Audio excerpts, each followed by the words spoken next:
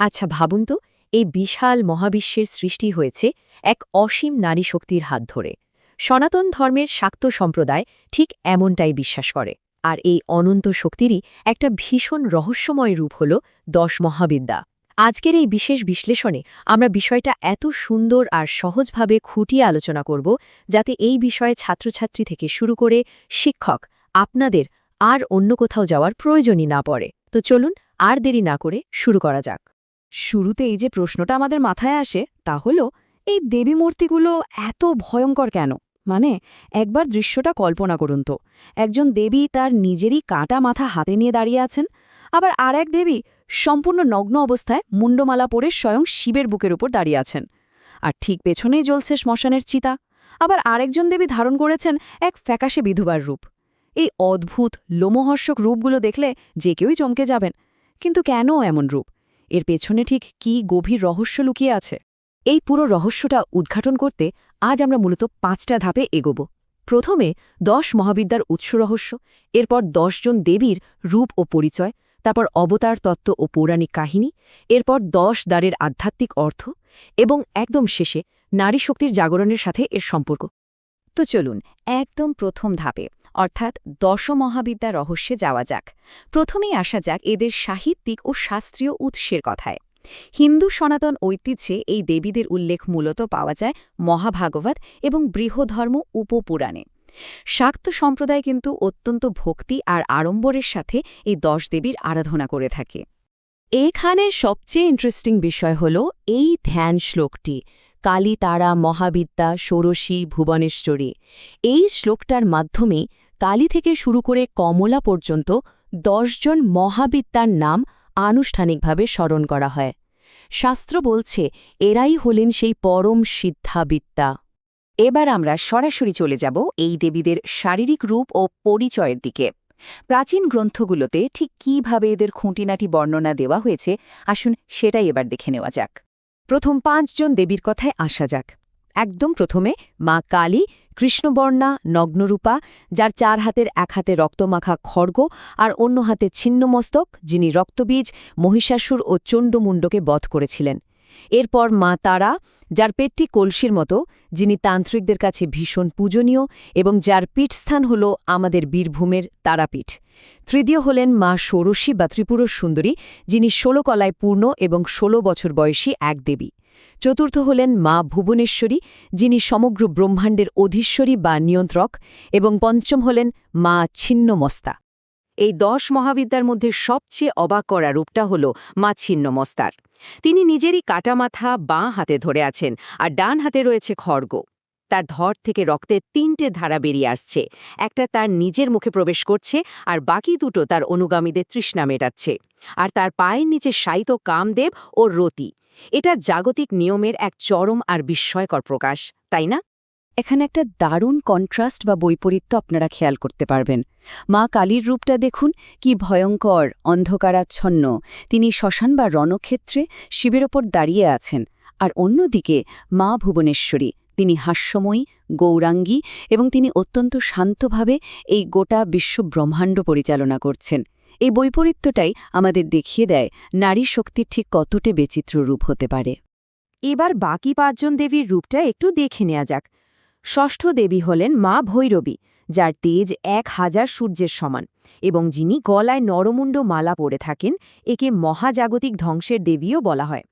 সপ্তম দেবী মা ধূমাবতী, যার রূপ একজন বিধবার মতো। অষ্টম দেবী বগলামুখী, যিনি পীতবস্ত্র পরিহিতা এবং যুদ্ধে শত্রু বিনাশের জন্য বিশেষভাবে পূজিতা হন। নবম দেবী মাতঙ্গী, তিনি অত্যন্ত রূপসী এবং চতুর্ভুজা। আর একদম শেষে দশম দেবী কমলা, যিনি হলেন মা লক্ষ্মীর তান্ত্রিক রূপ। মা ধূমাবতীর রূপটা নিয়ে একটু আলাদা করে বলতেই হয়। একে বিধবা মাতা বলা হয়। তার গাত্রবর্ণ ফ্যাকাশে, আর তিনি একটা কাকের ওপর বসে আছেন। দেখুন, আমাদের সমাজ যেখানে বিধবাদের একটা নির্দিষ্ট গণ্ডিতে বেঁধে রাখে, সেখানে এই দেবীর আরাধনা নারীদের চরম শক্তি দেয়। সামাজিক রীতিনীতির ঊর্ধ্বে গিয়ে সম্পূর্ণ নির্ভীক হতে শেখায় এই রূপ। এতক্ষণ তো আমরা রূপ দেখলাম। এবার তৃতীয় ধাপে এই দেবীদের সৃষ্টির পেছনের পৌরাণিক কাহিনী এবং সনাতন ধর্মের অবতারবাদের সাথে তাদের সম্পর্কটা একটু মিলিয়ে দেখা যাক। আপনারা নিশ্চয়ই বৈষ্ণব সম্প্রদায়ে ভগবান বিষ্ণুর 10 অবতারের কথা জানেন। ঠিক যেমন তারা ধর্মের প্রতিষ্ঠা করেন, শাক্ত সম্প্রদায় অনুযায়ী এই 10 মহাবিদ্যাও কিন্তু একইভাবে মহাজাগতিক ভারসাম্য রক্ষা করেন। গোহাতি গুহতন্ত্র এবং তোরল তন্ত্র অনুযায়ী মা কালীর সাথে কৃষ্ণের এবং মা তারার সাথে মৎস্য অবতারের তুলনা করা হয়েছে। শ্রীরাম যেমন 10 মাথার রাবণকে বধ করেছিলেন, ঠিক তেমনই বলা হয় মা তারা সহস্র মাথার রাবণকে বধ করেছিলেন। এই 10 রূপের সৃষ্টির পেছনে একটা খুব পপুলার পৌরাণিক গল্প রয়েছে। দেবী সতী তার পিতা দক্ষের মহাযজ্ঞে যেতে চেয়েছিলেন, কিন্তু কোনো নিমন্ত্রণ না থাকায় মহাদেব শিব তাকে বাধা দেন। ব্যাস, এতে দেবী সতী প্রচণ্ড রেগে যান এবং 10টা আলাদা রূপ ধারণ করে শিবকে 10 দিক থেকে ঘিরে ফেলেন। সতীর এই ঐশ্বরিক ক্রোধ থেকেই মূলত জন্ম নেয় 10 মহাবিদ্যা। পৌরাণিক গল্প তো শুনলাম, কিন্তু এর গভীরে একটা দারুণ আধ্যাত্মিক দর্শন লুকিয়ে আছে, যেটা জানা কিন্তু ভীষণ জরুরি। এখানে এই 10 সংখ্যাটার একটা খুব স্পেশাল সিগনিফিকেন্স আছে। পুরাণে আর একটা গল্প আছে যেখানে শিব ঘর থেকে বেরিয়ে যেতে চাইলে দেবী পার্বতী 10টি রূপ ধারণ করে ঘরের 10টা দরজা বন্ধ করে দেন। আধ্যাত্মিক দিক থেকে দেখলে এই ঘরটা কিন্তু আসলে একটা রূপক। এই ঘরটা হলো আমাদের এই মানব দেহ। দারুণ একটা ব্যাপার খেয়াল করুন, ওই ঘরের 10টা দরজা আসলে আমাদের মানবদেহের প্রবেশদ্বারগুলোর সাথে হুবহু মিলে যায়।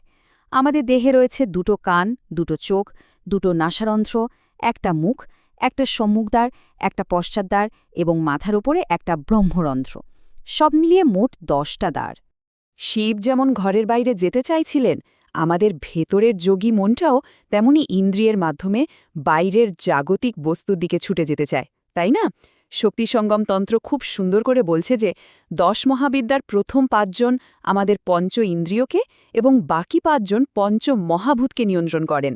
অর্থাৎ দেবীরা এভাবেই একজন সাধককে জাগতিক মোহ থেকে আটকে রেখে আধ্যাত্মিকতার পথে ফোকাস করতে সাহায্য করেন। একদম শেষ ধাপে এসে আমরা ঐতিহাসিক ও আর্থসামাজিক প্রেক্ষাপটটা একটু বিশ্লেষণ করব। ঠিক কেন এই নির্দিষ্ট রূপগুলো একটা সময়ে সমাজে এত জনপ্রিয় হয়ে উঠেছিল? কালানুক্রমিক ইতিহাস ঘাটলে একটা অদ্ভুত ব্যাপার দেখা যায়। দ্বাদশ শতকের আগে সমাজে নারীদের আদর্শ ছিলেন সীতামা, যিনি একজন বাধ্য, অনুগত ও নির্ভরশীল স্ত্রী।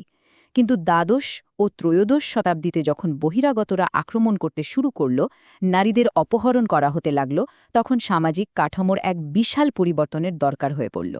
নারীদের আত্মরক্ষার জন্য, তাদের নির্ভীক করার জন্যই শাক্ত সম্প্রদায় এই 10 মহাবিদ্যার কনসেপ্টটা সামনে নিয়ে আসে। একটু ভেবে দেখুন, আদর্শ বাধ্য স্ত্রীর যে একটা ধরাবাঁধা ছক ছিল, মহাবিদ্যাগুলো কিন্তু সেটা পুরো ভেঙে চুরমার করে দেয়।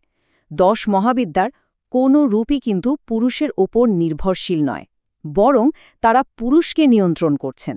তারা প্রত্যেকেই ভয়ঙ্করভাবে স্বাধীন, এমনকি স্বয়ং মহাদেব শিব তাদের পদতলে অবস্থান করছেন।